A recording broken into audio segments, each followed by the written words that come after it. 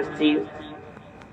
এই কথা বলার পরে মা বাবা বলবে তোমাকে তো চিনি না।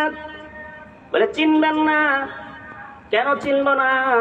ছোট সময় মারা গিয়েছিলাম, আপনাদের সাথে আর দেখা সাক্ষাৎ নাই। তবে কেমনে চিনলাম আমরা যে তোমার মা বাবা, যে আল্লাহর তৈরি জান্নাতের ফেরেশতাগুলো আমাকে দেখায় দিয়েছে আপনারাই আমার মা বাবা। লৌহে মাহফুজে লেখা আছে ওয়া কুল্লা শাইইন আহসাইনাহু ফি ইমামিন মুবিন। আল্লাহু আকবার। প্রত্যেকটা মানুষের ছবি, প্রত্যেকটা মানুষের কঙ্কাল ওই লৌহে মাহফুজে লটকানো আছে। দুনিয়াতে তার নাম কি হবে, তার বংশ পরিচয় কি হবে, তার বাবা, তার দাদা, তার পরদাদা কি হবে, সব ঠিকানা সহ ধারাবাহিক ভাবে লেখা আছে।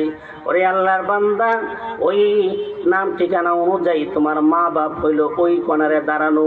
তখন এই লিস্টে নিয়ে যাবে, গিয়ে বলবে লৌহে মাহফুজে আপনার নাম লেখা আছে, আমার মায়ের নাম লেখা আছে এবং আমার নাম লেখা আছে। সেই ঠিকানা অনুযায়ী আপনাদের কাছে আমি চলে এসেছি।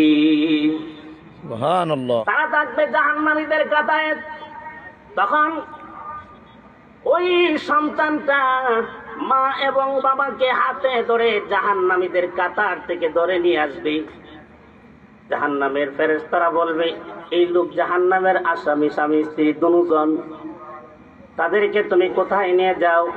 কথা বলার সুযোগ নাই, আমি যেখানে নিয়ে যাওয়ার নিয়ে যাচ্ছি, আপনারা কোনো কথা বললেন না।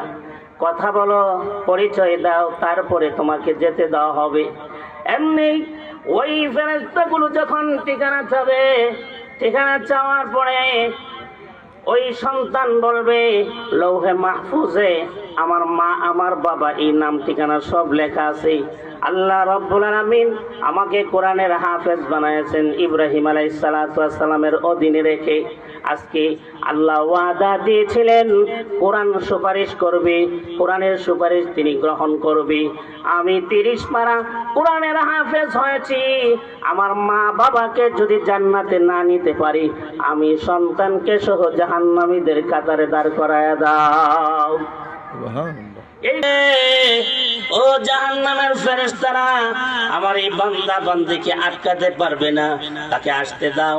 নিজের স্পেশাল লোক হইলে রাস্তার মধ্যে যত জেনেই হোক না কেন প্রশাসনকে বলে দেওয়া হয় এই লোকটা আমার। ম্যাজিস্ট্রেট বা উকিল যদি বা প্রধানমন্ত্রী যদি বলে দেয় রাস্তায় জ্যাম আছে, আমার একজন পিএস আছে, তাকে আসতে দাও।